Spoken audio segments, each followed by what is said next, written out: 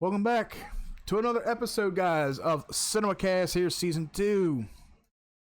Hope you guys enjoyed our content. Hope you guys enjoyed the last few videos that we have brought to you under this new podcast. Guys, before getting to it today, hit that like and subscribe button down below. If you guys are on streaming platforms such as Twitch and Kick, if you guys are on Twitter, links for all of ours are down below if you guys want to give us a follow over there. Also, if you are on Discord and you would like to join our Discord server for updates and much more, click that server link down below today. So, today's feature is a very interesting one. And I'm going to go blind off of this movie, guys. I've seen it twice. And there is no Wikipedia for this page. However, you can look this up on websites such as imdb.com, Internet Movie Database. So this movie came out last year, 2013. This is one of those thriller, horror, stalker movies. And this one is a hit or miss amongst people right now. It's a real hit or miss. There's people that enjoyed it for its suspense and its quote-unquote scares, but then there's people like me that are like, yeah, no. It's got an IMDb rating of 4.6 out of 10. Does that mean it's completely terrible? Really terrible? It's not that bad. It does have elements that, can terrify you in a sense. Maybe a couple subtle jump scares here or there. Now, this movie, there's nothing paranormal about it. There's not a whole lot paranormal about it. Well, you feel like there is, but there isn't nothing paranormal about it. This is one of those where it's a group of teenagers.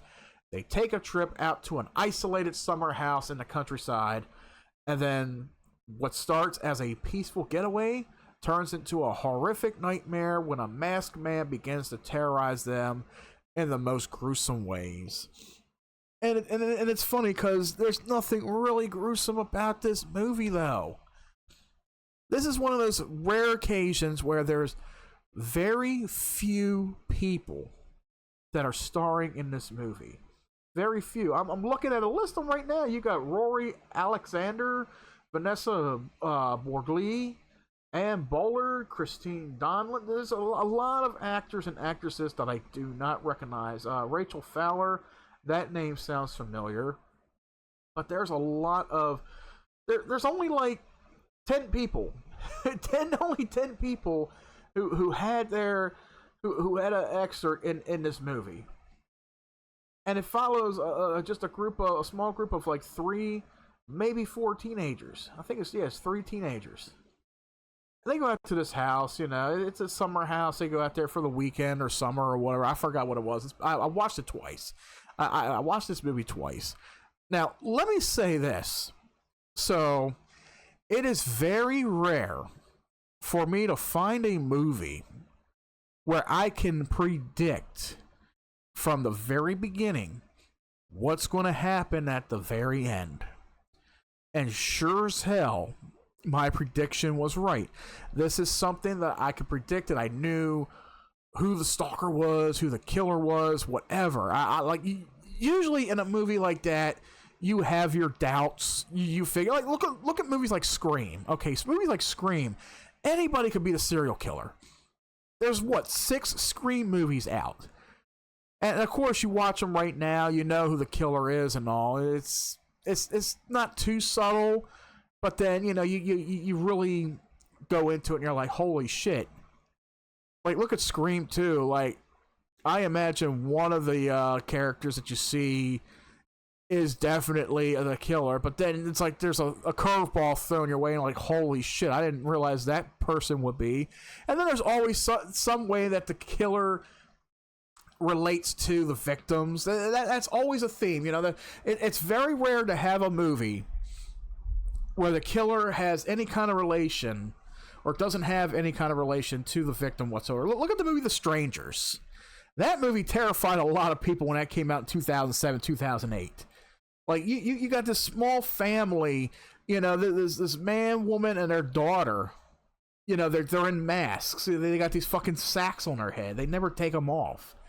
And they're terrorizing this newlywed couple one night, you know, they come home, they're terrorizing them, they're outside and shit, and it's just a very suspenseful, on the edge of your seat thriller, horror thriller. And they have no relation or no connection to the characters. It's just one of those rare things where it's like, oh, well, we're just here to kill you just for the fuck of it, you know, that kind of thing. Not this movie, however. Oh no, not this movie. This one is very subtle from the beginning of what's going to happen. Very fucking subtle. And when I watched it, I was like, okay. And I'm going through, and I see, okay, there's a lot of flashbacks to this and this and that. It's explaining a sub-story that goes along with the whole theme of it. And then when the killer shows themselves, who they are, I already figured who it was and why they did it.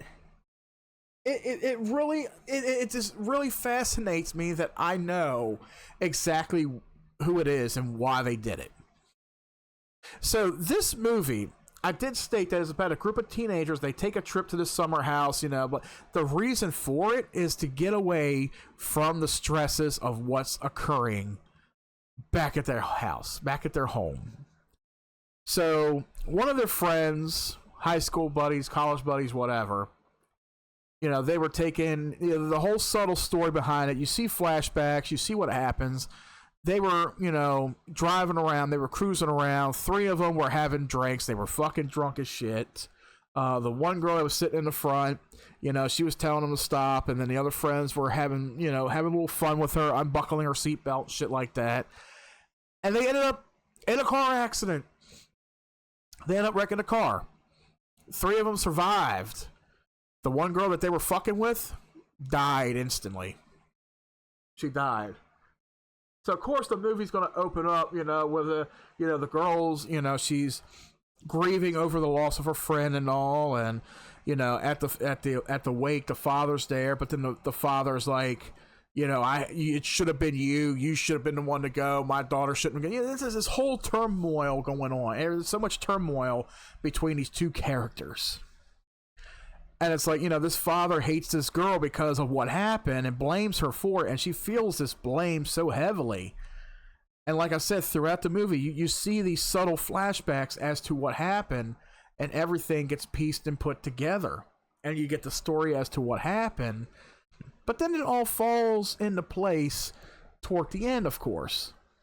Now, throughout the movie, you know, things are going pretty decent. Now, let me tell you guys this. The runtime for this movie, I believe, was just under 90 minutes. Just under 90 minutes. So this is a short film. This movie's like 80 minutes or something like that. I forgot what it was. It's just under an hour and a half. So quite a bit's going to happen. It's not going to be the whole movie, you know, just most of the movie, you know, it's going to be these kids. They're talking. They're having conversations. They're trying to have fun. They're trying to relax. But then these flashbacks happen. And then this one girl starts having doubts and stuff. And it's one of those typical movies. You see it all the time in a lot of horror movies, you know, where you got that one person out of the whole group who's starting to feel bad for themselves, starting to feel sorry, starting to feel guilt, feel bad, and you got the friends that are trying to cheer them up, you know, bring them up to good spirits and stuff like that. So it's a good bit happening there. But then they start taking notice. Like, you start seeing subtle things, noticing subtle things around the house. Like, okay, while they're sleeping, you know somebody's watching them. You know, somebody's either in the house or outside the house, and the next day they take notice of certain things, like something's missing or something was moved. Maybe there's a message somewhere. So there's somebody definitely messing around with these kids. You know, there's somebody just messing around with them. And then everything starts falling into place, I think, the second or third night that they're there. Everything starts falling into place where they are being stalked. They know somebody's there. And it just becomes a deadly game of cat and mouse, basically. So you're sitting there, you're feeling for these teenagers, you're feeling for them, and then you keep getting these damn flashbacks as to, okay, this girl died in a car accident, you know that they were responsible for it. Is this the reason why this killer is after him, or is it just some random person who's just out there or is it somebody who owns the house and they're pissed off that these teenagers are there staying there? You know, you don't know. You don't know what this person's actions are. But then, when the person, you know, starts knocking people out and tying them up in a room in the end, and then reveals who they are, just take a wild guess, people. Take a wild guess. Mute or pause this stream. Okay, you're probably all over the place. You're probably like, what are you talking about? What are you talking about? Okay, so let me run it down for you. These 3 teenagers, they were in a car accident. And one of their friends who was in the car with them ended up dying in a car accident. You know, 3 of them were drunk and fucking around with the girl's seatbelt, you know, joking around with her and all, and she didn't like it, so they end up in a car accident. She died instantly. The movie opens up basically to the wake or the funeral or whatever of this girl, and the father of the girl who died is blaming, you know, the one girl for everything that has happened, blaming her, telling her that she should have been the one who died and this and that. So it's like, okay, that's just the opener. That's out of the way with, right? So then, you know, they take this little vacation out to this home, the summer home in the countryside, to relax, to get away from everything. You know, like everything was so stressful. It's like, let's just go out and have fun. Let's relax. Let's get away from all this. And then you got this stalker who is stalking them around this house, inside and out. They don't know who the hell it is. They don't know why he's doing it. So, toward the end, our mighty stalker manages to knock them all out and tie them all up in one room before deciding to do something very horrific to them, right? So then it turns out that the stalker is the father of the girl who was killed in a car wreck. Spoiler! I would have told you guys, if you want to see the film first, don't watch this review, come back after you watch it. But you know what? A movie like this, you're probably like, just tell me about it. I'm probably not even going to watch it anyway. But yeah, when I went into this movie the first time, I knew exactly who the stalker was going to be. I had a feeling, you know, there was a very heavy influence of these flashbacks throughout the movie. I knew it was going to be somebody related to the one girl. I knew it was going to probably be like a boyfriend or the father or somebody who was pissed off at them, something like that. And it turned out to be the father, right? Now, the ending is very questionable to me, because he ends up killing off two of these teenagers. He ends up killing them off in this room. The one girl who, you know, the movie is really based around, he wants to kill her, but he feels like he's going to leave her alive, because that's the most damage that he could do to this girl, is so she can live with the guilt as to what has happened, that she's at fault for his daughter dying. He's like, this is the best I can do. You know, this is like, I'm going to let you live so you can live with this on your conscience, basically. And then he walks out of the house. He walks right out of the house. And of course, at this time, you know, the police show up, you know, to investigate the scene, arrest him. So he walks out, gives himself up, walks over to the police, you know, and he's arrested. And then the police go into the house. They find the bodies. They find the girl. They bring the girl out to the police car so she can get a ride down to the station. And then the movie ends. So this movie, as straightforward as it is, just explaining it can be a convoluted mess within itself. But like I said, this is a movie that I predicted from the beginning. I knew it was going to be a movie about, okay, when I read up on the synopsis of it, okay, yeah, there's a masked man that begins to terrorize them in the most gruesome ways. They're not even really that gruesome, though. He's terrorizing them, you know, but it's not that gruesome. Yeah, he ends up killing off two of the three, but it's not that gruesome, though. Now it's kind of on the edge of your seat. It's like, who the hell is this guy? Why is he doing what he's doing? You know, all within just under 90 minutes.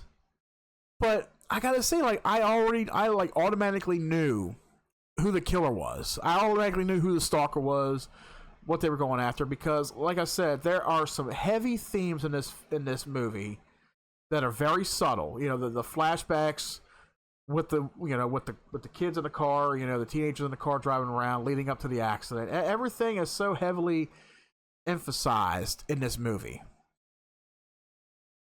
Now, here is the storyline, too. I'll read you the storyline real quick, even though I went over everything, too. So the storyline is teenagers Tilly, Monica, and Peter, and Allison are all involved in a car accident.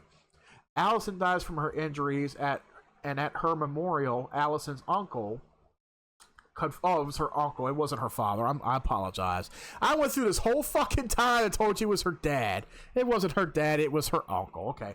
Her uncle approaches the group and blames them for the death.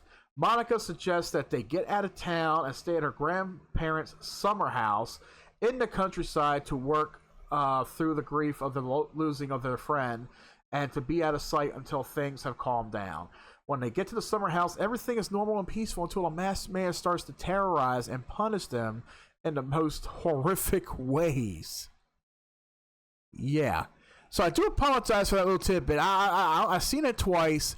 I thought it was her dad. I thought, you know, something told me it was her dad, but it's her uncle. It's her uncle, whatever.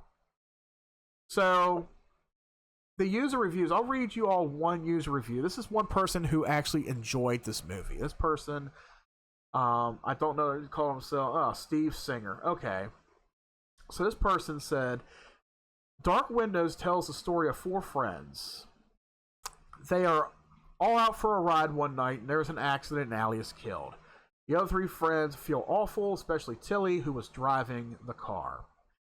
After an uncomfortable situation at Allie's wake, Tilly, Monica, and Peter go out to Monica's grandparents' old house to spend a few days and blow off some steam. A strange thing starts to happen once they get there. Dark Windows is one of those great low-budget surprises that show up once in a while if you're a genre fan. Given the familiar storyline, I was just sort of hoping it would be serviceable, but it was so much more than that. It lets its secrets unfold slowly and organically, and plays very cleverly on our expectations. It knows what we are expecting, and it delivers something different. Technically, it's great, well-lit, and clear sound. We spend most of the film with just our main three characters, and the acting is uniformly excellent among all of them. And it nailed the ending, playing out in a way that was totally unexpected to me, and was far nastier and harsher than I anticipated. I don't remember it being that nasty or harsh, though, from the two times that I watched it. And as for it's like, okay, the acting was uniformly excellent, I wouldn't say so. I thought it was kind of cringy a little bit. I really do think it was kind of cringy. I wouldn't call the fucking acting, like, excellent or Oscar-worthy, you know, that kind of thing. And nailed the ending. The ending was like, it just ended. That's it. It just ended. You know, we found out who the killer was, you know, the stalker was, killed off two of the friends, let the one girl go, gave himself up, and that was that. Wow. You know? That was the movie. Now, I will admit, like, there was a few times in the movie where it was kind of jump scary a little bit, or maybe had you on the edge of your seat and you're like, what's going to happen next? But this movie, it builds up. It really does build up to a climax that is, like, sort of intense, kind of intense, but then it just falls real quick. It's like a roller coaster coming down very fast, and it just keeps going to the end. That's all it does. You find out who the stalker is, you find out why he's doing it, you know, and of course we all know why he's doing it from the very beginning. I mean, come on, like, you got a movie where there's like nobody starring in this movie, basically. You got 10 fucking people there, you know? But this was a movie that was very predictable to me, and I predicted it, and I was like, this was such a fucking letdown, you know? But I mean, I gotta say, like, they tried something new, but it wasn't quite new, though. Like, the plot was interesting in a sense. Yes, you got a family member who's stalking his niece's friends, who ended up, you know, were the responsibility for, you know, who were responsible for the death of his niece. I mean, I don't ever think that, well, it might have been done once before, quite a few times actually, where a family member. Look, take a look at Friday the 13th, Part 5, New Blood. You got that one retarded kid who was murdered, by some, I forgot how the whole thing went, but his dad or uncle or whoever it was ended up branding as Jason, going around killing everybody on the campsite, and then you know who the hell it was. He was related to that kid who was murdered. So you do have a few movies out there that follow that, and it's not, but they're not too subtle with how they play it out. They're not too subtle with how it's explored. This movie is very subtle. Like, it throws a lot of flashbacks, it throws a lot of different scenes in there. And you already know, you can already predict what's going to happen and why it's going to happen. You can already predict it. This is a very predictable movie. Now, is it worth seeing over and over again? I don't say it is worth seeing over and over again. In fact, some people may turn it off halfway through or almost, or maybe at the end. I don't know. It's just one of those rare things. Like, some people have, they have a taste for weird arts. They have a taste for certain movies. Like even the worst movies out there, people like me would find joy in it. Like Super Mario Brothers. Yeah, that was a terrible fucking movie, but I enjoyed it because it was nostalgic to me. Look at movies like Killer Clowns from Outer Space. That movie came out in the 80s. Look how cheesy that was. It's a comedy horror, but it's got a cult following. Some movies have cult followings, and I think a few years down the line, this is probably one of those movies that will have a cult following to it. It probably will. Maybe if there's enough people who discover it, watch it, like it, and they just build this cult following around it. Make it a cult classic. That's why we have cult classic films, movies that aren't as great as you may remember them, but people find an interesting likeliness in these certain cinema, in this certain movies, So this movie here, if you guys paid attention to what I was talking about, with the synopsis and everything, but if you guys still want to check it out after, listen to me rant about it, give it a go.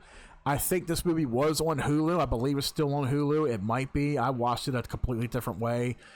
My rating for this, I wouldn't give it an 8 out of 10 like that one guy did. I don't think I would give it a 4.5 out of 10 myself. I would probably be half and half with it because it does have some themes and material that does work very well in its favor. This movie, even though the plot is not that strong, the characters acting, just the whole characterization is not that strong. It makes it feel kind of like 90s, early 2000s cheesy acting. That's how I look at it, like that. Like I said, it's not Oscar worthy. It's none of that. It's just basic acting. That's all it is. But there's a lot of subtleness to it. There's a lot of scenes in there that definitely give you a good thrill, put you on the edge of your seat in a sense. But then it's just like a great letdown at the end. But I'm not gonna let that letdown degrade my grading for this movie. So I would give this movie a 5 out of 10. I will see him halfway through it. I give Dark Windows a 5 out of 10. If you guys enjoy it, your opinions may differ than mine. You may give it a different rating. That's cool. I will respect that. Have you guys seen Dark Windows? What do you think about Dark Windows? Let us know down in the comments section, guys. And that does it for today's review right here at the cinema. Thank you guys for sticking by and watching this review. Be sure to hit that like and subscribe button down below on your way out. If you guys want to follow us on our streaming platforms and social media and such, all the links for that right down below, including our Discord. Also, today's feature is sponsored by W Energy Blend, which is sponsored by a lot of streamers and gamers. It has been out for the last 2 or 3 years. W Energy Blend is a powdered drink. It's not your typical, I don't think it's a typical energy drink. I think it's more like gamer fuel, sort of, but it's a blend. If you guys want to check that out, more 10 different flavors and plenty of accessories on their website for it. Visit w.gg today. if you guys make any purchases over there, make sure you use coupon code or promo code ARROW, WAN. You guys will save 10% on your purchase. Also, if you guys want to check out our merch store, link is right down below. If you guys want to purchase any of our merch, make sure you use coupon code ARROWENT and you will save 15% on your purchase today over there. Anyway, guys, I'm out of here. Thank you guys for joining me today for today's feature of Cinemacast. And until next time, guys, we'll catch you right back here to cinema.